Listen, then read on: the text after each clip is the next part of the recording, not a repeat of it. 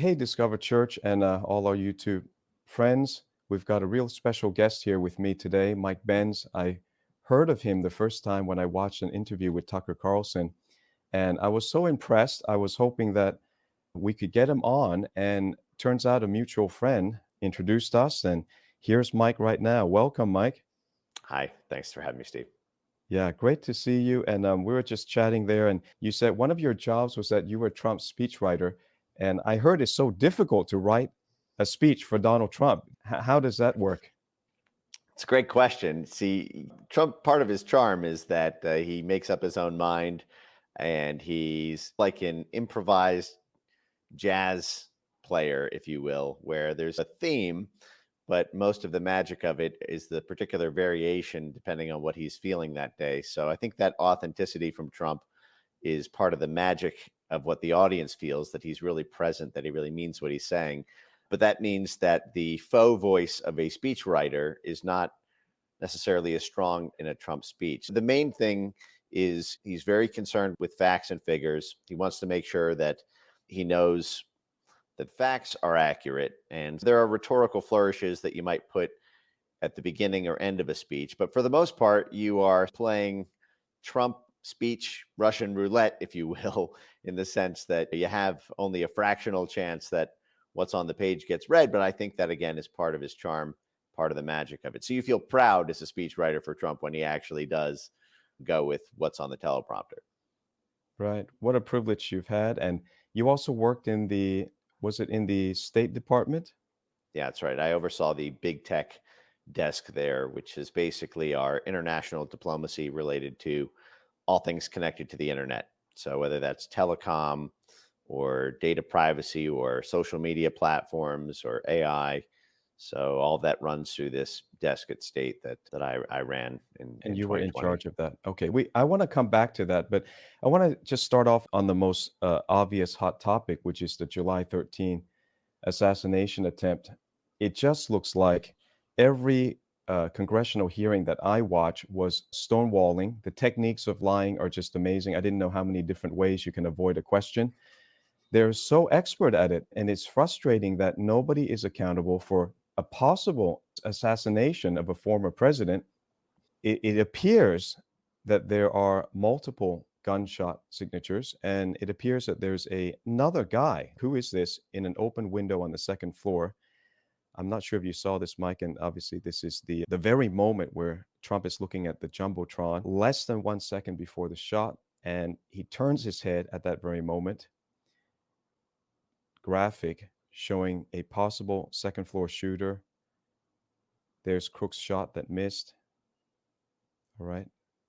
And then this is the guy that was killed on the roof, Thomas Crooks. But again, it looks like possibly they're saying in this graphic a deep state sniper. Okay, let's come back to us. And what do you think about this? I know they always brand us conspiracy theorists if we question anything, but it's so hard to get information. That's part of the problem is why is it so hard to get information?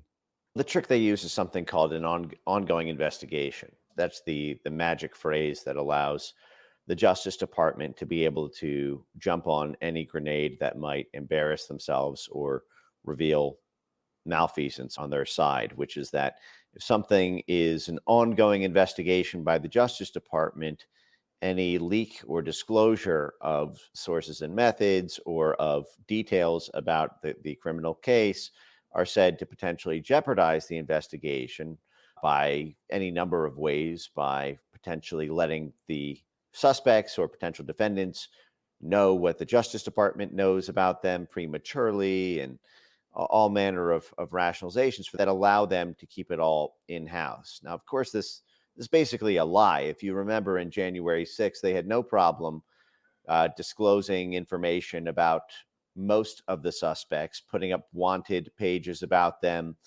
showing footage of suspects and close-ups of their face so that places like sedition hunters and capital hunters could just free reign try to identify them and use facial recognition technology and all of that. But then magically they covered up for the January 6th pipe bomber. If you remember, they have 39,000 video files. They haven't disclosed a single one in 3 years.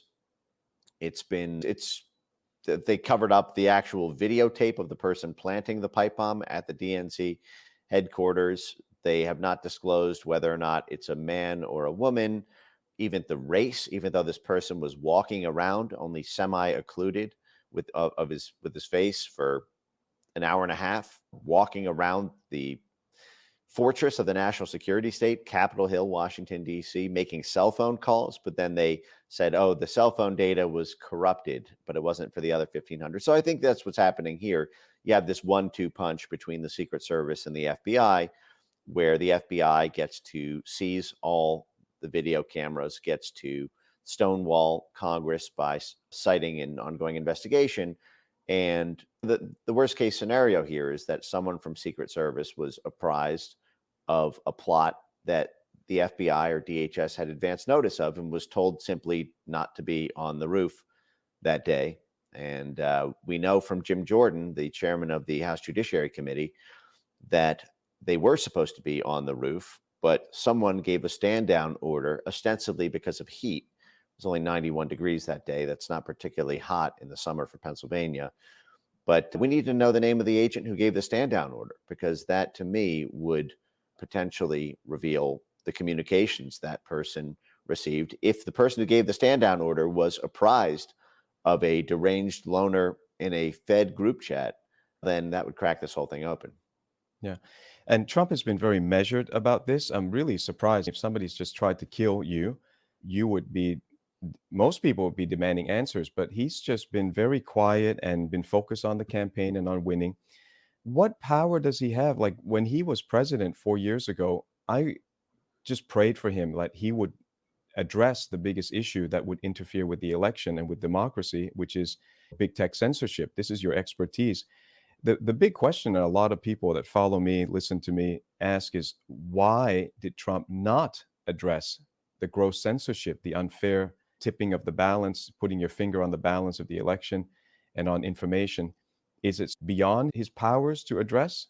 He really wasn't aware. And then when he was, I think, made somewhat aware, did not necessarily want to believe it for a number of reasons. So first of all, censorship in the beginning from 2016 to 2019 mostly affected Trump's base rather than Trump himself. It was not until about August, September of 2020, basically 2 months before the election, that Trump himself started to have his own tweets have reduced visibility, have fact checks attached, have these click-through interstitials, or to have the tweets basically be taken down for terms of service violations for questioning mail-in ballots.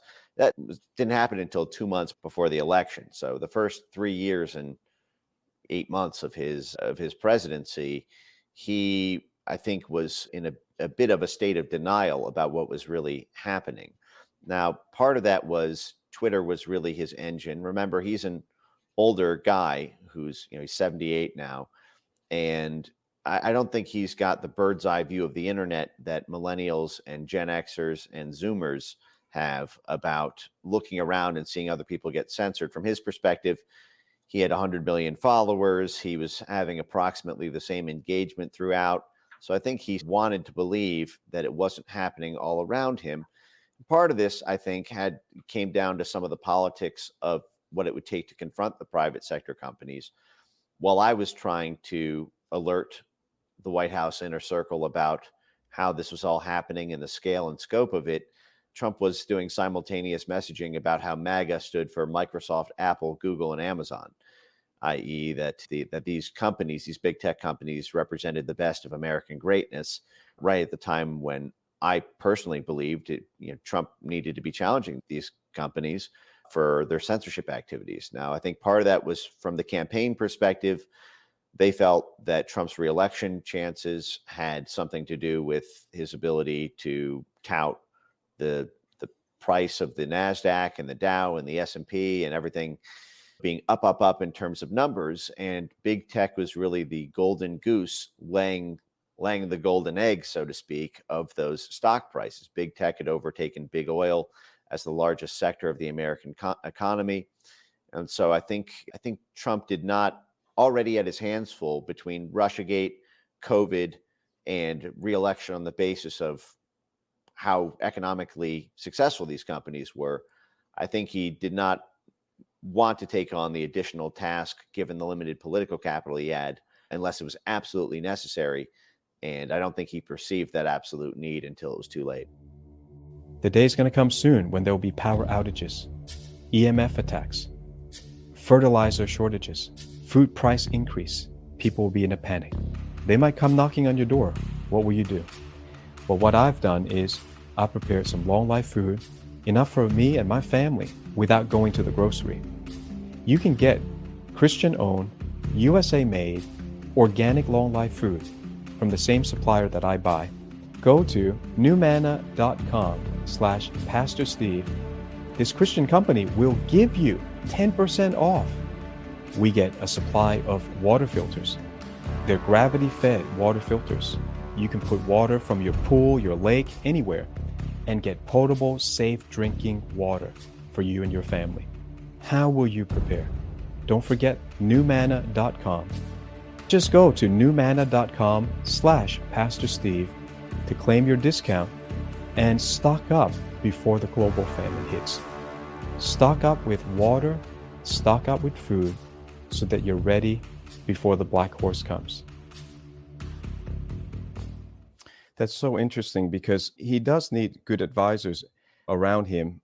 And I didn't think of it from that perspective, but from a perspective of a social media creator, influencer, I saw this coming way ahead of time. They were censoring me. I was, at first, your head kind of spins and you think, hey, what happened to freedom of the internet, freedom of information?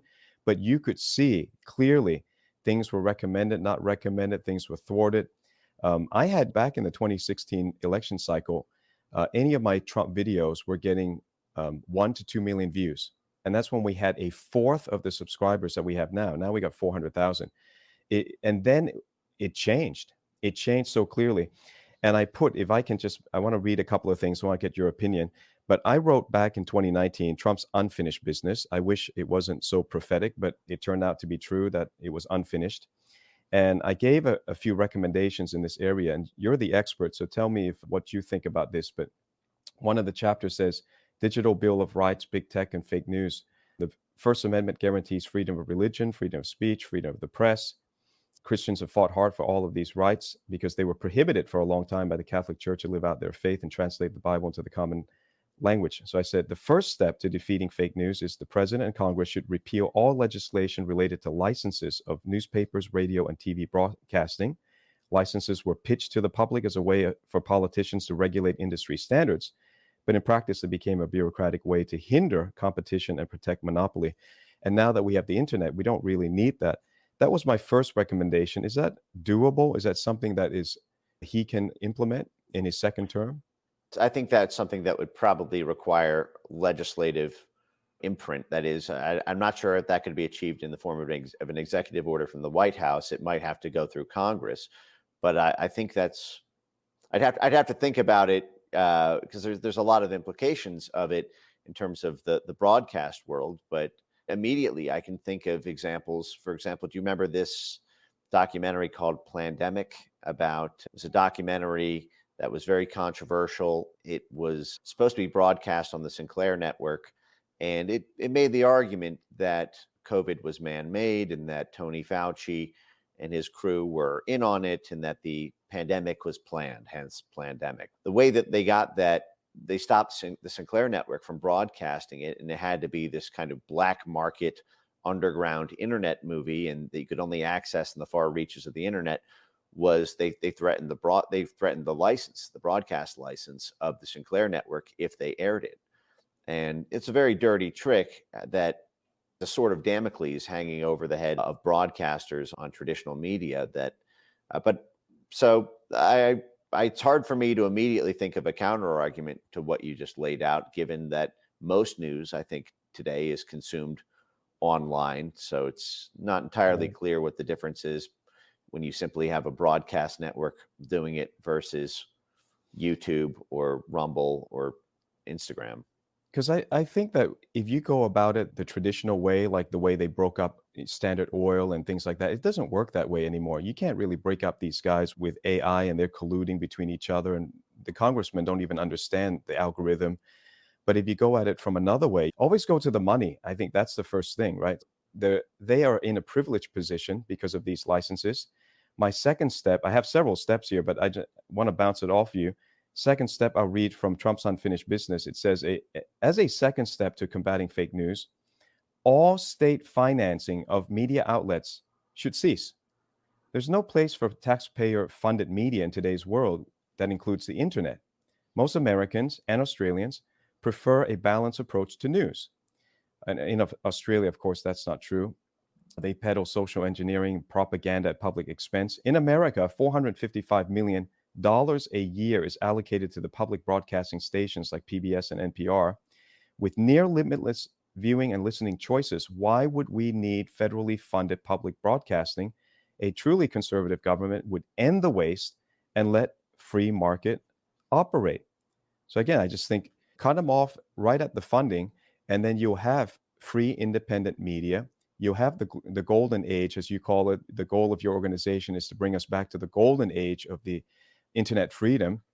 Do you see any problem with that? What would happen if Trump did that? You're kicking open a CIA hornet's nest when you talk like that, because the goal of these state-funded media organizations is to propagandize in line with an agency directive. And it's maybe 455 million at home, but we also have a whole syndicate of media organizations, tens of thousands of them around the world, which are state-funded media that are paid for either by the U.S. State Department, USAID, or the Central Intelligence Agency. This is state-funded media has been the magic trick. A third of the CIA's budget went to paying media organizations throughout the Cold War, and it's approximately the same today. It's just done under the banner of CIA cutouts like the National Endowment for Democracy or USAID or the State Department's Global Engagement Center. But our whole modality of war is about media nowadays. It's since 1948, when the nature of war changed and it was banned by international law to be able to acquire territory by military force. We had to acquire territory by political vassalage, that is, by control over the political ecosystem of a country, which meant controlling the hearts and minds of the people and who they vote for, which means controlling the media ecosystem. This is why we spend so much on places like Internews, which is this giant state-funded news syndicate, state-funded by the U.S. government, so that we have, so that we have media stations in basically every country to be able to pipe in propaganda. And this is one of the first things the CIA did in the radio space. For example, they created Voice of America, Radio Free Asia, Radio Liberty, Radio Free Europe, and all of these were radio stations, and now they're also journalist outlets that basically launder talking points from the State Department or Pentagon or CIA to be able to influence the hearts and minds of people everywhere. We're actually moving in the opposite direction of what you laid out. That is, the censorship industry is demanding and receiving more state funds. And part of this is they say their business model has been threatened by the rise of unfiltered alternative news online. And so they need to be subsidized by the government to stay afloat. So the government of Canada, for example, recently created a 500 million media sustainability fund, which is just a way for the government to pay its media ally cronies in order to promote the government's line. We see this happening virtually everywhere. There's a media sustainability fund that the State Department now organizes, and basically it pays off ostensibly private sector media to become enmeshed in the blob of government press release lines. And totally agree with you, and I advocate for the exact same thing. I recognize the size of the hornet's nest you're kicking over when you advocate for that. That's one of the fascinating revelations that you give us in all your interviews is you're saying a lot of these things that we hear about, like the news fact checkers and the way that they now have a credit scoring system for the news. You're saying that those things are CIA cutouts. Can you explain that? Yeah. So what the CIA does is political warfare, organized political warfare. There's a document you can read freely available online at the Wilson Center Archives or the NSA Archives. It's called The Inauguration of Organized Political Warfare. This is in 1948, right after the CIA had rigged the Italian election, the first Italian election after World War II. And it called for the CIA to take on this role of rigging elections around the world, in part by taking control of media assets in those countries to swing hearts and minds in favor of the U.S. preferred candidate. And this is something that the CIA got in a lot of trouble for in 1975 during the Church Committee hearings, which is the first real oversight of the CIA. This is something called Operation Mockingbird, where it turned out that between 400 and 800 different journalists were on CIA payroll, including at places like the New York Times and the Washington Post. And this was a big scandal because it was cloak and dagger work being done by the CIA to rig hearts and minds. At the same time, the CIA was operating on U.S. soil in violation of its charter through things like Operation Chaos, the infiltration of left-wing student movements who were against the Vietnam War in order to tilt them to being pro-war.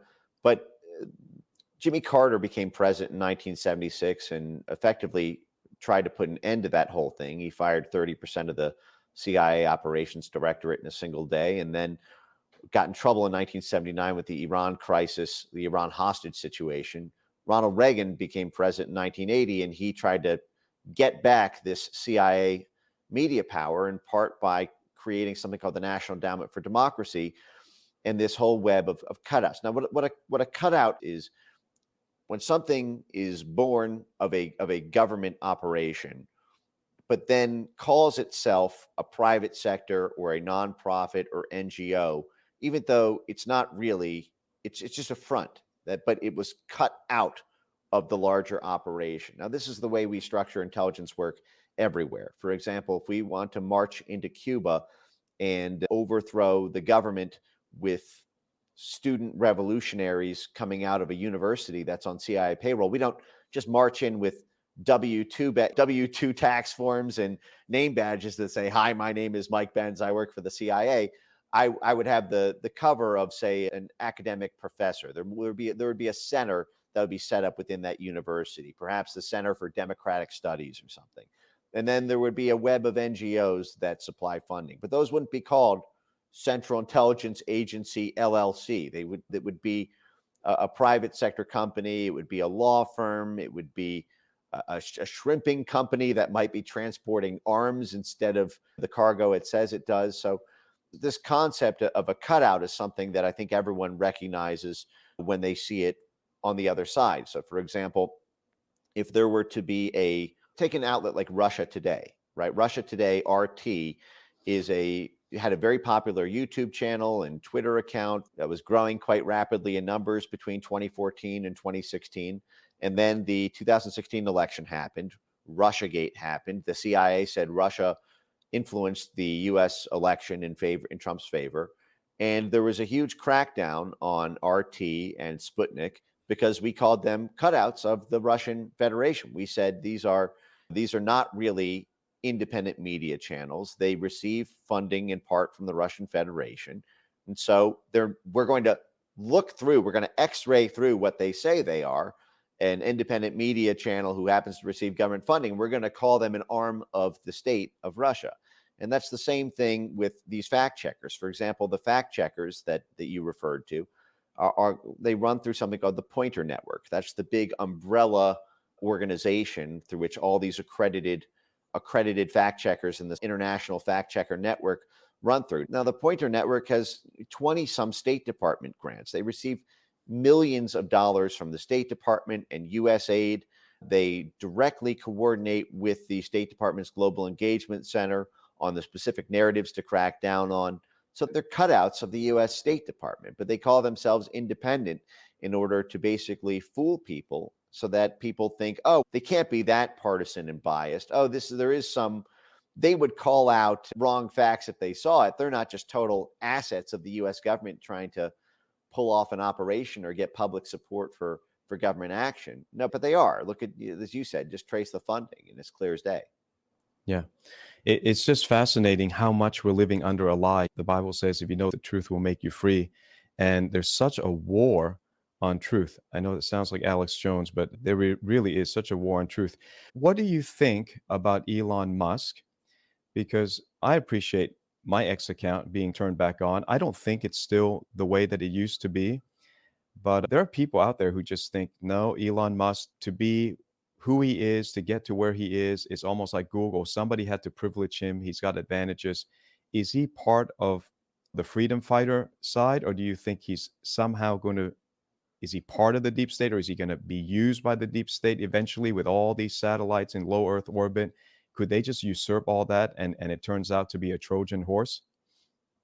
I think that he's definitely on the freedom side. Now, his origin story in terms of how he made it to where he is, no doubt runs through these same networks, although that's not a particularly uncommon story. Take someone like Viktor Orban in Hungary, for example, who is the leader in the EU, most hated by Soros Inc. and by the Brussels NATO establishment. Viktor Orban started his career effectively under the tutelage of the Soros network in Hungary, and then turned against them, came from the machine and turned against it. You can argue it's the same thing with Donald Trump. Donald Trump was funding the Clintons and Democrats in New York before he ultimately ran as a Republican and against the very things that he was paying into while he was in the private sector. And you can make an argument that the Elon Musk situation has parallels to that. No doubt, if you just look at it as enterprises, just go beyond PayPal, start with something like SpaceX. My understanding is that SpaceX required Elon Musk to basically broker a deal for the rockets with the CIA and with the Pentagon, effectively negotiating with Russia for these rocket prototypes. SpaceX is a huge government contractor, given that something like 80% of all payload to low Earth orbit runs through SpaceX. I personally had to deal with SpaceX reps when I was at the State Department. They're part of the industry stakeholders that we do external outreach to on the US government side. We are dependent on SpaceX for much of government telecom affairs. You can argue it's the same thing with Tesla. Tesla has this renewable battery technology that's said to be effectively essential to the green energy revolution. You can make the argument that the coup in Bolivia, and I think it was 2017 or something, it was to get a huge amount of the lithium stores that were in that lithium triangle there in South America, and that redounded to the benefit of Tesla, because that allowed the West to seize lithium supplies that were part of the two major rare earths that are necessary for those Tesla batteries, are lithium and cobalt. So you can make the argument that Elon, as a Pentagon contractor and State Department contractor, and I believe Tesla received something like $5 billion in government subsidies when it was making its come up, that he comes from that very force that he is now fighting against. But the fact is, no one's fighting against it more. Was basically a deus ex machina, came out of nowhere for him to spend $44 billion to end COVID-19, if you will. The COVID-19 pandemic effectively ended, the emergency state ended when people were free to post about it on X. The fact is, this election cycle is effectively uncensored on X. This time last year, you had hundreds of thousands of people banned on Twitter for talking about mail-in ballots, talking about election fraud. All of these were banned terms. They were scanned and banned by artificial intelligence, which was being programmed in by military contractors like MITRE and being overseen by government private sector partnerships between the Department of Homeland Security and this web of NGOs and university centers who had all infiltrated Twitter senior leadership and the trust and safety teams. And Elon effectively killed all of that to set us free. And not only that, he even added functionality to the platform like long form video, the sort of stuff that was impossible in Twitter 1.0 when everything was limited to 2 minutes and 20 seconds. So that not only can we have freer conversations, but we can have longer ones. It's now I'm sure there's still throttling of legacy accounts because it takes a lot of time to, frankly, just to root out all of the trust and safety filters in the code after Elon fired 80% of the trust and safety team there. But no, I think that he's undoubtedly a force for good. There's, like all things, everyone is large and contains multitudes. And I don't agree with Elon on everything, but the most important things, I think there's no one else in the world like him.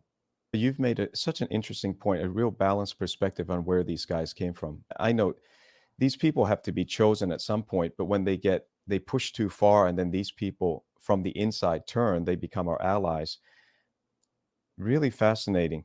I think I heard Elon say recently that with Jordan Peterson, that the reason he woke up is because he lost his son. He said he lost his son. I don't think he died, but he lost him to this whole transgender, and they put him on puberty blockers. And he's got twins, so I think the other one is still okay. But he just woke up to the fact that they're lying to him and that they're pushing an agenda that's anti-human. They call him a bad name that they call us now is that we're pro-human. He says, "Yeah, I guess I'm pro-human." But that evil does push too far. I wonder at what point will Trump understand? Thank God we have Elon. Thank God he bought X. But Trump needs to use his power when he gets in to really change the landscape. Legally, it has to change, or we could never win this. You're the expert on censorship. I don't see how we win it unless we have a digital Bill of Rights. It's got to be enshrined like an amendment, like part of the Constitution. Again, a year before he lost the election last time through, I believe, all of this machine, I listed, if I can read out just 7 of these things, I said, the president has to break up the tech giants, but you can't do it like the old way of Standard Oil. So I said, you can do this. You can enshrine data rights, give people back control over their personal data, give people freedom to migrate out of any social media, just like you can change phone companies and utility providers, protect communication as a basic need and basic human right, promote free speech online, end censorship by big tech. They are not to determine what is fake news and trusted news. And then stop big tech from meddling in national elections and restore data privacy. These are all things that I think he's aware of now, but he wasn't aware of back then. Are these things that you can see as solutions? Because I'm a solution guy. We all talk about problems. I want to get to the solution. The machine is so big, the censorship is so deep, the lies are just in your face right now. What's the solution? Where can we get to? Can we be free from this censorship, or is that just part of what we're living in, this matrix? Remember, Trump will have very limited power even if he wins, depending on what the state of Congress is. This is the sort of thing where you're talking about a digital Bill of Rights. That's something that would have to go through the legislature, would have to go through the House and the Senate. Right now, there's a very narrow House majority for the Republicans and a narrow Senate majority for the Democrats. And when you combine the sort of never Trump faction of the Republicans with the Democrat Party, you basically have a Democrat majority in both the House and the Senate. But I don't know if you've been following the states of Texas and Florida with their digital Bill of Rights bills. It's actually been quite an interesting test tube baby experiment. Both Texas and Florida have attempted to do at the state level something similar to what you just laid out at the federal level, which was to create a digital Bill of Rights for citizens of Florida and citizens of Texas to be able to bring a private right of action directly against the tech companies if they violate certain aspects of this new Florida and Texas law. And these laws have been especially related to things like censorship. I don't think it touches data privacy, but I could be wrong on that. But those have been challenged, obviously, by the tech industry. They're winding their way through the courts. I think the Florida one got rejected by the appellate court and is now being narrowed down to fit that edict. But those battles are underway in order to create digital Bill of Rights, but they may lie at the state level so that every state you're in has a slightly different rules of the road for being remediated for censorship activities than having there may end up being 50 different sets of laws on that within the United States, as there are for things like, robbery and jaywalking, rather than one big federal law that creates a uniform rules of the road for everyone.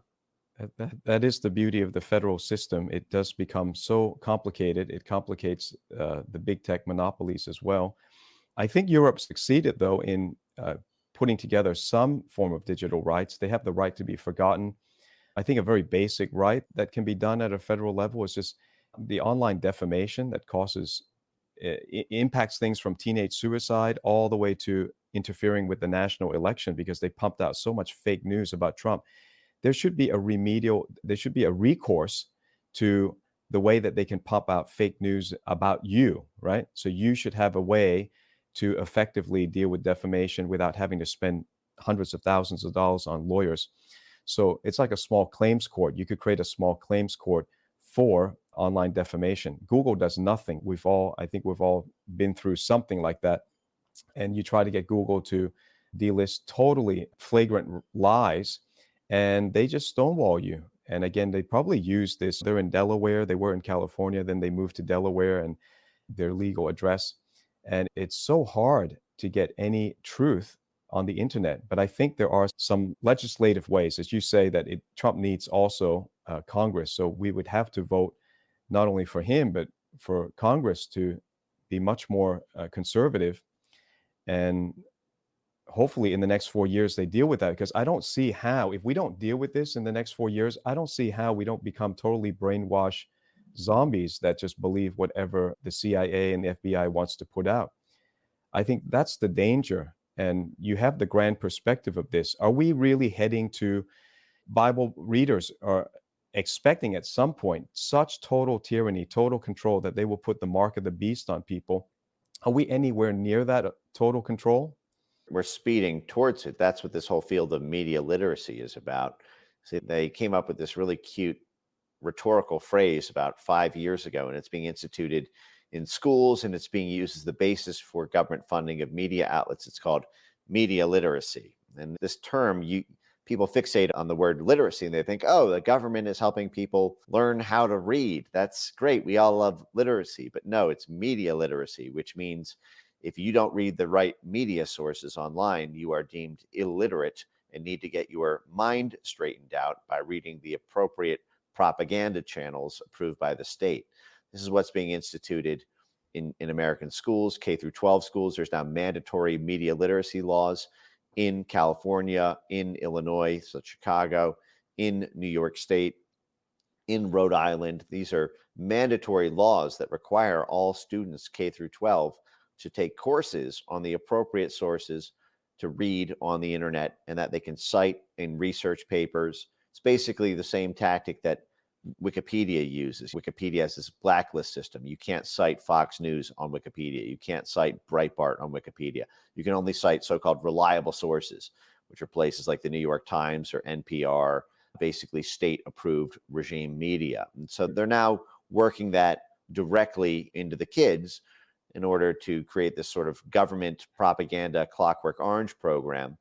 Remember where we came from as well. All of these mainstream media organizations really came from the state in some sense, you can argue. In 1942, the Pentagon created the Office of War Information, and at that time effectively rolled up all of mainstream media into the war effort, and then continued those relationships afterwards. You can argue that the entirety of the 20th century was government propaganda, that we didn't really have an independent media ecosystem.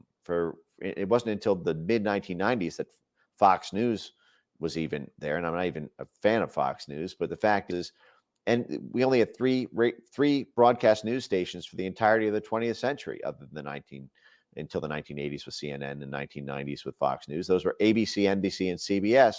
All three of those were founded by former Office of War Information veterans.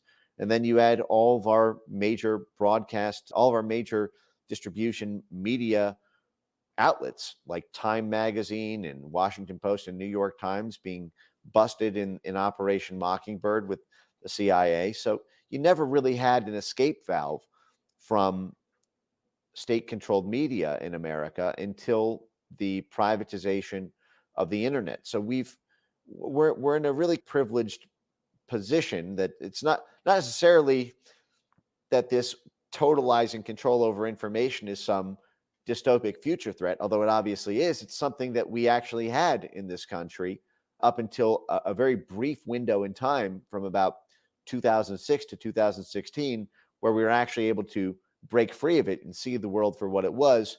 And now they're trying to put the wool back over everyone's eyes and get people back in a controllable box. You have such a fascinating perspective. And I did not know that they literally use those words, media literacy. This was in page 61 of my book 5 years ago. We published this, and it's so prophetic now when you go look at it. It's amazing. I want to read you 2 paragraphs. I literally felt that this was the tactic the left would use, and we would have to preempt it. But they're so smart. The left often points the way. I said in this 4th chapter about Digital Bill of Rights, I said, all students should be taught media literacy. Those exact words that you just said, the left is using. I know one Christian school in Australia that where this is being taught as part of the English curriculum. This can also be part of social studies or tech ethics. In the age of information, students need to hone their skills to identify bias, opinions dressed up as facts, and conspicuous omissions of facts, such as in the above case of the CNN Christian Amanpour. I had this interview where I just exposed what she was doing. Such a series of classes can be concentrated into one term or spread out monthly in a monthly class as a critique on local media. This way, students become familiar with the techniques journalists use to sensationalize a story, misuse statistics, manipulate emotions. Students need to learn how the gatekeepers of information break the ninth commandment out of the 10 of Moses, and then hold them accountable.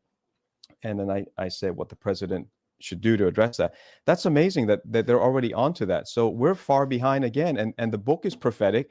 But where are the Republicans? Where's the advisors in the Trump administration to say this? If we don't get to the hearts and minds of the children, we're losing the media war.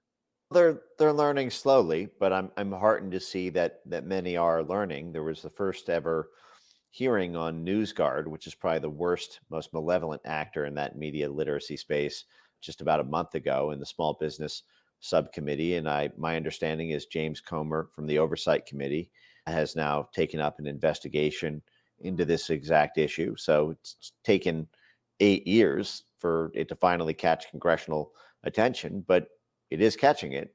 This is one of these things where part of the onus is on people in the media, is on people with podcasts, is on people with YouTube channels, is on people with large social media followings in order to educate the masses about this, to elevate public consciousness. And that's what really motivates members of Congress to take action.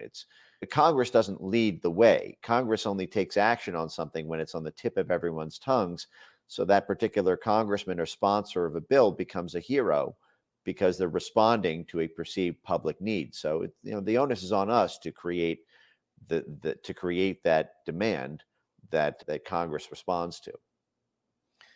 Yeah, so it matters. All the listeners, all the watchers, your opinion matters, your voice matters much more than, and we live in this privileged age, as Mike says, we should be thankful to God that there is right now some sort of freedom. We have this podcast, YouTube, even though they censor us, we still are able to talk to each other like this in just real time. We snap the finger and Mike and I are on, and you're hearing the information all around the world. We want to make sure that we keep this up. Mike, tell people about your social media handles, how they can find you. What can we do to help you in your cause? Best place is on X, at Mike Ben Cyber, all one word, at Mike Ben Cyber. And then also I have a foundation. It's foundationforfreedomonline.com. And that's where we publish investigative reports on threats to internet freedom. These are long-form deep dives on all manner of issues. Check me out on X and on our foundation's website. And thanks for your time, Steve. This is a great conversation. Yeah, I know you have much more to say than we covered in around 40 minutes. I hope we'll hear back from you, especially when there's breaking news. I might want to just tap your brain and see what you think about it. But I hope we get to the bottom of the Trump assassination cover up, I would say right now, because I don't see enough information being, they're not forthcoming about it. But you're a fascinating person. I'm thankful for your time. So I hope lots of people go in and check out your channel. All right. God bless. You've been listening to Pastor Steve Cioccolanti, a prophetic voice in our time, and this ministry is made possible by the generosity of partners and friends. Please consider becoming one today. For more information about Discover Ministries or to obtain teaching resources to help you grow spiritually, visit our web store at discover.org.au. Pastor Steve wants to remind you, love God, love people, and look up.